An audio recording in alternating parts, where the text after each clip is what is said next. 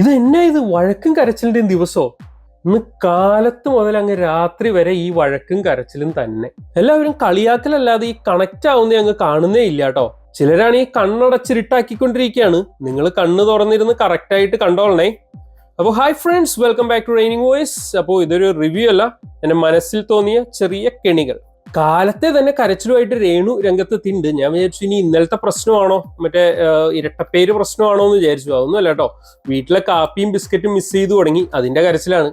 മാത്രമല്ല ബാത്റൂം വളരെ ബിസിയാണ് ഈ കാലത്ത്, അതുകൊണ്ടാണ് ഇവിടെ വന്നിരുന്ന് കരയുന്നത്. ഏത് ആ മിററിന്റെ അടുത്തേ അവിടെയാണെങ്കിൽ വർത്താനം പറയാൻ കിട്ടിയത് ഒരു തത്തയായിരുന്നു. തത്തയ്ക്ക് കണ്ണില്ലാത്ത കാരണം തത്തേനെ അങ്ങ് ഒഴിവാക്കി. നല്ല കരച്ചിലാണെങ്കിലും ഇടയ്ക്ക് ഒളിക്കണ്ണിട്ട് ക്യാമറയിലേക്ക് നോക്കുന്നുണ്ട് കേട്ടോ. എന്താ കരച്ചില് ക്യാമറയിൽ കിട്ടണമല്ലോ, അത് കറക്റ്റ് ആയിട്ട് നോക്കുന്നുണ്ട് എന്തായാലും. പിന്നെ ഡെയിലി ഉള്ള വഴക്കങ്ങ് തുടങ്ങിട്ടോ. ഇപ്പൊ ആദ്യത്തെ വഴക്ക് നമ്മുടെ ക്യാപ്റ്റനും റേണുവും തമ്മിലായിട്ടാണ് കേട്ടോ. ഈ കരച്ചിൽ കഴിഞ്ഞ് ഇത്ര പെട്ടെന്ന് ഇവിടെ വന്ന് വഴക്കുണ്ടാവാനുള്ള ഒരു ട്രാൻസിഷൻ വളരെ ഫാസ്റ്റ് ആയിരുന്നു. എന്തായാലും എവിടെയോ ചെന്നിരുന്ന് കണ്ണടച്ചു എന്നുള്ളതാണ് ഇപ്പോഴത്തെ പ്രശ്നം. ക്യാപ്റ്റൻ ആണല്ലോ, ഇടപെടാതെ വയ്യ. ഉറങ്ങിക്കഴിഞ്ഞാൽ പ്രശ്നമാണല്ലോ, ഉറങ്ങാതെ നോക്കിയേക്കണം. പിന്നെ തെറ്റ് ചെയ്തിട്ടുണ്ടെങ്കിലും അതങ്ങ് സമ്മതിക്കാൻ നമ്മൾ മലയാളികൾ കൂട്ടാക്കാറില്ലല്ലോ. പട്ടി കുരച്ചില്ലല്ലോ എന്നുള്ളതാണ് രേണുവിന്റെ വാദം. പട്ടി കുരച്ചാലാണല്ലോ ഉറങ്ങി എന്ന് പറയാൻ പറ്റുള്ളൂ. അപ്പൊ പട്ടി കുരയ്ക്കാതിരിക്കാനാണ് ക്യാപ്റ്റൻ അവിടെ കിടന്ന് കുരയ്ക്കുന്നത് എന്നാണ് ചിലരുടെ അഭിപ്രായം. എന്തായാലും അടി ഇങ്ങനെ പല കാരണങ്ങളുമായിട്ട് വന്നുകൊണ്ടിരിക്കുകയാണ്. അടുത്ത അടി ഉപ്പിന്റെ കാര്യവും സ്വന്തം പേരുകളുടെ കാര്യവും പറഞ്ഞാണ്. റെനയും ഒനീലും തമ്മിലാണ് ഇന്നത്തെ അടി. അതും അടുക്കളയെ കിടന്ന് വെറും ഉപ്പിന്റെ ഒരു കാര്യം പറഞ്ഞ്. പക്ഷെ ഉപ്പല്ല പ്രശ്നം, റെനയ്ക്ക് റെസ്പെക്ട് കൊടുത്തില്ല എന്നുള്ളതാണ് അവിടുത്തെ മെയിൻ കാര്യം. ഒനീല് പിന്നെ പണ്ടേ വലിയ കുക്കാണല്ലോ. അപ്പൊ ഈ പ്രാവശ്യത്തെ കുക്കിംഗ് ടീമിന്റെ ക്യാപ്റ്റനുമാണ്. അതുകൊണ്ട് സ്റ്റൗവ് വേറെ ആർക്കും വിട്ടുകൊടുക്കില്ല എന്നുള്ള രീതിയിലാണ് ഒനീല് നിൽക്കുന്നത്. നീ ആരടോ എന്ന് ചോദിച്ചുകൊണ്ടാണ് റെന നിൽക്കുന്നത്. നിനക്കെന്നെ മനസ്സിലായില്ലടാ ജാടത്തെണ്ടി എന്ന് പറഞ്ഞുകൊണ്ടാണ് ഒനീല് തിരിച്ചു നിൽക്കുന്നത്. എല്ലാവരും സപ്പോർട്ട് ചെയ്തത് ഒനീലിയേട്ടനെയാണോ, കാരണം അതൊരു ചേട്ടനാണല്ലോ. മൂത്തവരുടെ അടുത്ത് ഇങ്ങനെ വഴക്കുണ്ടാക്കാൻ പാടില്ല എന്നാണ് അവിടുത്തെ കാരണവന്മാര് പറയുന്നത്. നമ്മുടെ ചെറുപ്പക്കാര് പിള്ളേരത് സമ്മതിക്കുവോ? റെസ്പെക്ട് ആണെങ്കിൽ അത് മുതിർന്നവർക്ക് മാത്രമല്ല, മുതിർന്നവർ ഇങ്ങോട്ടും തരണം. ഗീവ് ആൻഡ് ടേക്ക് എന്നാണല്ലോ റെസ്പെക്ടിന്റെ ഒരു പോളിസി. എന്റെ പൊന്നോ, നല്ല തമാശയായിരുന്നു അത്. എന്തായാലും കുറെ നേരം നീണ്ടു നിന്നൊരു വഴക്കാണ് കേട്ടോ. അടുക്കളയിൽ കിടന്ന അടിയോടടി അവസാനം ഭക്ഷണം പോലും കഴിക്കുന്നില്ല എന്നുള്ള തീരുമാനത്തിലേക്ക് റെന എത്തിയിട്ടുണ്ടായിരുന്നു. നവിൻ എന്നാണെങ്കിൽ സാധനങ്ങൾ കക്കൽ നിർത്തിയിട്ട് ആൾക്കാരുടെ മനസ്സ് കക്കാൻ ഇറങ്ങിയേക്കാണോ എന്ന് എനിക്ക് തോന്നുന്നു.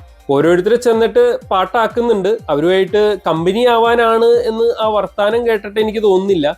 ആൾക്കാരെ കയ്യിലെടുക്കാനുള്ള എന്തോ പ്ലാനിലാണ്. ഇതിപ്പോ ബിൻസിയുടെ അടുത്താണ് കേട്ടോ. ബിൻസിക്ക് വേണ്ടി എന്തും ചെയ്യാം എന്നുള്ള ഭാവത്തിലാണ് നവീൻ നിൽക്കുന്നത്. ഇന്നലെയാണെങ്കിൽ ജിസൈലിന്റെ അടുത്തായിരുന്നു. ബിൻസി ആണെങ്കിൽ ദൈവമേ എന്നുള്ള രീതിയിലാണ് ഇരിക്കുന്നത്. ബിൻസിക്ക് കാര്യം മനസ്സിലായിട്ടുണ്ട്. പിന്നെ ഇന്ന് പണിപ്പുരയിലിട്ട് പോകാനുള്ള ടൈമായിട്ടോ. അക്ബർ ആണെങ്കിൽ ഒടുക്കത്തെ ടെൻഷനിലാണ്. അക്ബർ ഫുഡ് ഐറ്റംസ് എടുക്കാനുള്ള പ്ലാനിൽ തന്നെയാണ് ഇരിക്കുന്നത്. പക്ഷെ അക്ബറിന് പിടിച്ച കുറച്ച് ഫുഡ് ഐറ്റംസ് ആണ് അവിടെ വെച്ചേക്കുന്നതെന്നാണ് ബിഗ് ബോസ് പറഞ്ഞത്. പക്ഷെ എന്നാലും വളരെ ടെൻഷനിലാണ്. കാരണം കഴിഞ്ഞ പ്രാവശ്യം അക്ബർ പോയിട്ടുണ്ടായിരുന്നു കൂടെ. എന്നിട്ട് ഒരു സാധനം എടുക്കാൻ പറ്റാതെ തിരിച്ചു വരികയാണല്ലോ ഇത്. എന്തായാലും ഓടി അകത്ത് കയറിയപ്പോഴാണ് അവിടെ ഇടി മിന്നുന്ന പോലെ ലൈറ്റ് ഇങ്ങനെ മിന്നി തെളിഞ്ഞ് കളിച്ചുകൊണ്ടിരിക്കുന്നു. ലൈറ്റ് മിന്നി ഇല്ലാതാവുമ്പോൾ ഒന്നും കാണാൻ പറ്റിയില്ലേലും ഈ പിങ്ക് ഐറ്റംസ് ഒക്കെ വളരെ വിസിബിൾ ആയിട്ട് അവിടെ മേശപ്പുറത്ത് തന്നെ നിരത്തി വെച്ചിട്ടുണ്ടായിരുന്നു. കിട്ടിയ സാധനങ്ങളൊക്കെ വാരി കൂട്ടിക്കൊണ്ട് 10 സെക്കൻഡിൽ ആള് പുറത്തിറങ്ങിട്ടോ. 20 സെക്കൻഡ് ആയിരുന്നു ഉണ്ടായേ. മൊത്തത്തിൽ 500 പോയിന്റിന് കളക്ട് ചെയ്യാനാണ് പോയത്. പക്ഷെ 690 പോയിന്റിന് സാധനങ്ങൾ എടുത്തുകൊണ്ട് വന്നു കഴിഞ്ഞപ്പോ നമ്മുടെ ക്യാപ്റ്റന്റെ ഒരു ഡയലോഗ്, ബിഗ് ബോസെ പോയിന്റ് എക്സീഡ് ആയിട്ടുണ്ട്, ഇപ്പൊ ഞാൻ പറയുന്ന പോലെ കേൾക്കുവാണെങ്കിൽ വേണമെങ്കിൽ സാധനങ്ങളൊക്കെ തിരിച്ചെടുത്തോളെ. ഇത് ഒറിജിനലി ഒരു വട്ടുള്ളതാണോ അതോ വട്ടായിട്ട് അഭിനയിക്കുന്നതാണോ, എന്താ സംഭവം എന്നങ്ങ് മനസ്സിലാകുന്നില്ല. എന്തായാലും ആ ഡയലോഗ് അടിച്ചതിന് ക്യാപ്റ്റനെ അവിടെയായിട്ട് എല്ലാവരും കൂടെ പൊരിച്ചു. അത്രയും പാടുപെട്ട് അക്ബർ അകത്ത് പോയി കുറച്ച് സാധനം ആദ്യമായിട്ട് പണിപ്പുരയിന്ന് കുറച്ച് സാധനം പുറത്തിറക്കിക്കൊണ്ട് വന്നതാ. എന്തൊക്കെയാണെങ്കിലും കുറച്ച് സാധനം കഴിക്കാൻ കിട്ടിയല്ലോ. അപ്പൊ അക്ബറിന് ഇഷ്ടപ്പെട്ട ബിരിയാണിയും അങ്ങനെ സാധനങ്ങളൊക്കെ ആയിരുന്നു കിട്ടിയത്. ആ സാധനം കിട്ടിയപ്പോ എല്ലാവർക്കും ഓരോ സ്പൂൺ വെച്ച് ഷെയർ ചെയ്ത് എല്ലാവരും കൂടെ കഴിച്ചു. എന്തായാലും അപ്പൊ ക്യാപ്റ്റനും കഴിച്ചു അതിന്ന്. പിന്നെ അടുത്ത വഴക്ക് എന്തോ വിരല് കാട്ടി എന്നൊക്കെ പറഞ്ഞാണ്. അനുവും നമ്മുടെ ആര്യനും തമ്മിലാണ് കേട്ടോ വഴക്ക്. വിരല് കാട്ടിയെങ്കിലും സാധാരണ കാട്ടന്റെ ആ വിരലല്ല കാട്ടിയെ എന്നുള്ളത് കൊണ്ട് അത് ഒരു പ്രശ്നമല്ല എന്നാണ് ബാക്കിയുള്ളവർ പറയുന്നത്. അത് ഏത് വിരലാണെങ്കിലും എൻ്റെ അടുത്ത് ഇങ്ങനെ ഒരു ചെക്കന്മാരും കാട്ടിയിട്ടില്ല എന്നുള്ളതാണ് അനുവിന്റെ പ്രശ്നം. അനു ആണെങ്കിൽ ഷെമ്മി ഹീറോടാ എന്ന് പറഞ്ഞ് ചുമരനും ചേർന്ന് നിന്ന് കരയുന്നുണ്ടായിരുന്നു കേട്ടോ. ഇന്ന് എന്താണ് ഈ പ്രശ്നം എന്ന് മനസ്സിലാവുന്നില്ല. ഈ ലാഫിംഗ് ഗ്യാസ് എന്നൊക്കെ പറയുന്ന പോലെ വല്ല വഴക്കുണ്ടാക്കാനുള്ള ഗ്യാസ് ബിഗ് ബോസ് അവിടെ തുറന്നു വിട്ടത് വല്ലതാണോ? ഫുള്ള് വഴക്കല്ലാതെ ഒന്നും ഇന്ന് ഞാൻ പ്രത്യേകിച്ച് കണ്ടില്ല. 2-3 ടാസ്ക് അവിടെ നടന്നു, ബാക്കി എല്ലാം വഴക്കായിരുന്നു കേട്ടോ. എന്തായാലും നെക്സ്റ്റ് ക്യാപ്റ്റനെ തെരഞ്ഞെടുക്കാനുള്ള ടാസ്ക് വന്നിട്ടുണ്ട്. അപ്പോൾ നമ്മുടെ പഴയ ക്യാപ്റ്റനിൽ നിന്ന് രക്ഷപ്പെടുവാണല്ലോ എന്നുള്ള സന്തോഷത്തിലാണ് ബാക്കിയുള്ളവർ. അനു ഇടയ്ക്ക് പറയുന്നുണ്ടായിരുന്നു, ക്യാപ്റ്റൻ ആയിക്കഴിഞ്ഞാൽ ഇതുപോലെ നിൽക്കണം, ആരുമായിട്ട് കമ്പനി ആവാതെ ഇങ്ങനെ മാറി നിന്ന് തന്നെ ക്യാപ്റ്റൻസി ചെയ്താലേ അതിനൊരു ഇതുണ്ടാവുള്ളൂ എന്ന് അനു പറയുന്നുണ്ടായിരുന്നു. ഇനിയിപ്പോൾ ഈ ആഴ്ച കഴിയുമ്പോൾ ക്യാപ്റ്റൻ വേറെ ആളാവൂലോ, അത് കഴിയുമ്പോഴെങ്കിലും ബാക്കിയുള്ളവരുമായിട്ട് മിങ്കിളായാൽ മതിയായിരുന്നു നമ്മുടെ അനീഷ്. അപ്പൊ ക്യാപ്റ്റൻസി ടാസ്കിന് വേണ്ടി എല്ലാവരും കൂടെ സെലക്ട് ചെയ്തേക്കുന്നത് അഭിലാഷിനെയും ഷാനവാസിനെയും ബിനീനെയാണ് കേട്ടോ. അപ്പൊ ടാസ്ക് വളരെ സിമ്പിളാണ്.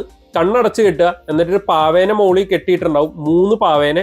ഓരോരുത്തരുടെയും മാസ്ക് കെട്ടിയ പാവകളാണ്. എന്ന് വെച്ച് കഴിഞ്ഞാൽ ആരുടെ മാസ്ക് വെച്ച പാവ നിലത്തിയായിരുന്നോ അവരാണ് ക്യാപ്റ്റൻ. എന്തായാലും പ്രതീക്ഷിച്ച പോലെ അവര് വേറെ പാവകളെയൊന്നും അടിച്ചില്ല, സ്വന്തം പാവേനെ തന്നെയാണ് കേട്ടോ അടിച്ചത്. ഷാനവാസിനാണ് ഏറ്റവും ഹൈറ്റ് ഉണ്ടായത്. ഷാനവാസ് തന്നെ നിന്ന് 2-3 അടിയിൽ പാവേനെ നിലത്തിട്ട്. അങ്ങനെ അടുത്ത ആഴ്ചയിലെ ക്യാപ്റ്റൻ ഷാനവാസ് ആണ് കേട്ടോ. എങ്ങനെ ഷാനവാസ് ക്യാപ്റ്റൻസി കൊണ്ടുപോകും എന്നുള്ളത് കാണാൻ വേണ്ടി കാത്തിരിക്കുന്ന കുറെ പേര് ബിഗ് ബോസ് വീട്ടിലുണ്ട്. നിങ്ങളും കാത്തിരിക്കുമല്ലേ? ഞാനും കാത്തിരിക്കുകയാണ് കേട്ടോ. അനു ആണെങ്കിൽ അനീഷിനെ ചൊറിയാനായിട്ട് നിങ്ങൾ റെഡിയാണെങ്കിൽ കെട്ടാൻ ഞാൻ റെഡിയാണ് എന്നുള്ള രീതിയിൽ തുടങ്ങിയതാണ് കേട്ടോ. അനീഷിന്റെ വായിന്ന് 2 കേട്ട് കഴിഞ്ഞപ്പോഴേക്കും പിന്നെ അടിയായി, വഴക്കായി, കരച്ചിലായി.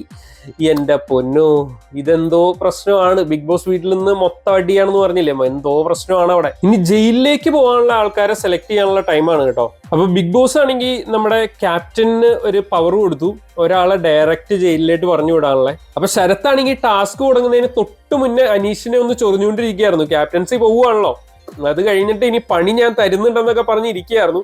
എന്തായാലും ആദ്യം തന്നെ അനീഷ് ശരത്തിന് തിരിച്ച് പണി കൊടുത്തു. ജയിലിലേക്ക് പോകാനുള്ള ആദ്യത്തെ ആളെ അങ്ങ് സെലക്ട് ചെയ്തു, അത് ശരത്തായിരുന്നു.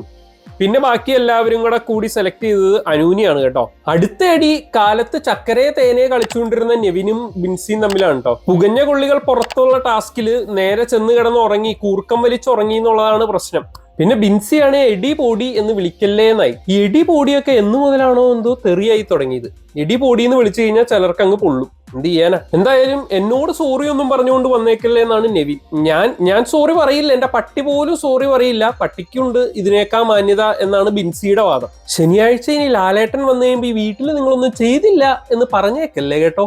ഫുൾ അടി ഉണ്ടാക്കിയിട്ടുണ്ടേ. പിന്നെ നമ്മുടെ ക്യാപ്റ്റനെ കൊണ്ട് റിബണൊക്കെ മുറിപ്പിച്ച് ഉദ്ഘാടനം ചെയ്തിട്ടാണ് കേട്ടോ നമ്മുടെ ജയിലിലേട്ട് ആൾക്കാരെ കയറ്റി വിട്ടേക്കുന്നത്. ആദ്യത്തെ ജയിൽ പ്രവേശനമാണല്ലോ.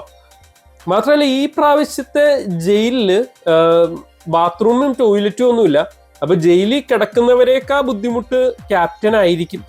കാരണം ആവശ്യം വരുമ്പോൾ ചെന്ന് വാതിൽ തുറന്ന് കൊടുത്ത് ടോയ്ലറ്റിൽ കൊണ്ടുപോവുകയും കറക്റ്റ് തിരിച്ചു വന്ന് കയറി എന്ന് തീർച്ചപ്പെടുത്തുകയും ചെയ്യണം.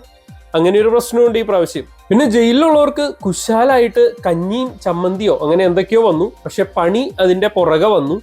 ചപ്പാത്തി ഉണ്ടാക്കൽ തന്നെയാണ് പണി. പക്ഷെ ചപ്പാത്തിക്ക് സാധാ രീതിയിലുള്ള ചപ്പാത്തി പോരാ, റെക്ടാങ്കിൾ, സ്ക്വയർ, ത്രികോണം രീതിയിലുള്ള ചപ്പാത്തികളാണ്. അത് 13, 14, 15 ഒക്കെ വെച്ച് ഉണ്ടാക്കണം. അപ്പൊ കുറെ പണിയുണ്ട്. എന്തായാലും ആദ്യത്തെ സെറ്റ് ചപ്പാത്തി പരത്തി അവരുണ്ടാക്കി കൊടുത്തു. രാത്രിയായപ്പോ മൂത്രം ഒഴിക്കാനുള്ള പേരിൽ അവര് ജയിലും ചാടിട്ടോ. കാരണം അവർക്കൊരു ചൂലെടുക്കാനുണ്ടായിരുന്നു, അതിനുവേണ്ടി അടുക്കളയിൽ കയറി പിന്നെ അവിടെ ഒളിച്ചിരുന്നു. എന്തായാലും കണ്ടുപിടിച്ച് ക്യാപ്റ്റൻ അകത്തിട്ട് പൂട്ടിയിട്ടുണ്ട്. രണ്ടാമത്തെ ടാസ്ക് വന്നപ്പോഴേക്കും ഓക്കെ കേട്ടിട്ടുണ്ട്, പിന്നെ നാളെ ചെയ്യാമെന്ന് പറഞ്ഞ് അവർ കിടന്ന് ഉറങ്ങാൻ പോവാണ്. പക്ഷെ നമ്മുടെ പുകഞ്ഞ കൊള്ളികൾ പുറത്ത് ടാസ്കിലേക്ക് ആർക്കും വലിയ ശ്രദ്ധയില്ലാണ്ടായി പോയി എന്ന് തോന്നുന്നു. കാരണം അവരെ എടുത്തു മാറ്റി ഔട്ടാക്കാൻ പറ്റില്ല എന്നുള്ളത് എല്ലാവർക്കും മനസ്സിലായെന്ന് തോന്നുന്നു. വെള്ളിയാഴ്ച അവസാനത്തെ ദിവസമാണല്ലോ. മാത്രമല്ല കുറച്ചു നേരോടെ സമയമുണ്ട്. ഇനി അതിനിടയിൽ ആരെങ്കിലും പിടിച്ച് പുറത്താക്കുമോ എന്നുള്ളതൊക്കെ നമുക്ക് കാത്തിരുന്ന് തന്നെ കാണണം. പിന്നെ ബിഗ് ബോസ് ലാലേട്ടനെ അറിയിക്കാനുള്ള പരാതികൾ വല്ലതും ഉണ്ടെങ്കിൽ എഴുതിയിടാൻ വേണ്ടി ഒരു പരാതിപ്പെട്ടി കൊടുത്തിട്ടുണ്ട് കേട്ടോ. അപ്പോൾ ഇത്രയും കാലം കൊടുത്തത് ഇവർക്കൊക്കെ കണക്ട് ആവാൻ വേണ്ടിയായിരുന്നു. അപ്പോൾ പുറത്ത് പറയാതെ വെച്ചേക്കുന്ന വല്ല പരാതികൾ ഉണ്ടെങ്കിൽ എഴുതിയിടാനാ പറഞ്ഞേക്കുന്നത്. ഉള്ള പരാതികൾ പറഞ്ഞതല്ലാതെ ഇതുവരെ ആരും കണക്ട് ആകുന്ന ഞാൻ കണ്ടിട്ടില്ല. എന്നിട്ടും എല്ലാവരും എഴുതിയിടുന്നുണ്ടായിരുന്നു. എന്ത് പരാതിയാണോ എന്തോ അവർ എഴുതിയിട്ടത്. എല്ലാവരും എഴുതിയിട്ടിട്ടുണ്ടാകുന്ന പരാതികളൊക്കെ അവിടെ ഒരു പ്രാവശ്യം പറഞ്ഞായിരിക്കുമല്ലോ. പരാതി എഴുതിയിട്ടവർക്കൊക്കെ ഒരു പണി കിട്ടാനാണ് ചാൻസ്. അപ്പൊ എല്ലാവരും കൂടെ ഈ ഒരാഴ്ചയും കൊണ്ട് ചെയ്തു കൂട്ടിയ എല്ലാ പരിപാടിക്കുമുള്ള ഫയറിംഗ് കാണാൻ വേണ്ടി ഞാൻ കാത്തിരിക്കുകയാണ്. അപ്പൊ അടുത്ത എപ്പിസോഡിനായിട്ടുള്ള വലിയ കാത്തിരിപ്പിലാണ് ഞാൻ. അപ്പോൾ ഈ വീഡിയോ എല്ലാവർക്കും ഇഷ്ടപ്പെട്ട് കാണുമെന്ന് വിചാരിക്കുന്നു. സബ്സ്ക്രൈബ് ചെയ്തിട്ടില്ലാത്തവർ തീർച്ചയായിട്ടും സബ്സ്ക്രൈബ് ചെയ്യുക. നിങ്ങളുടെ അഭിപ്രായങ്ങൾ തീർച്ചയായിട്ടും കമന്റ് ബോക്സിൽ ഇടണം കേട്ടോ. അപ്പൊ അടുത്തൊരു വീഡിയോയിൽ കാണുന്നവരെ ബൈ ബൈ.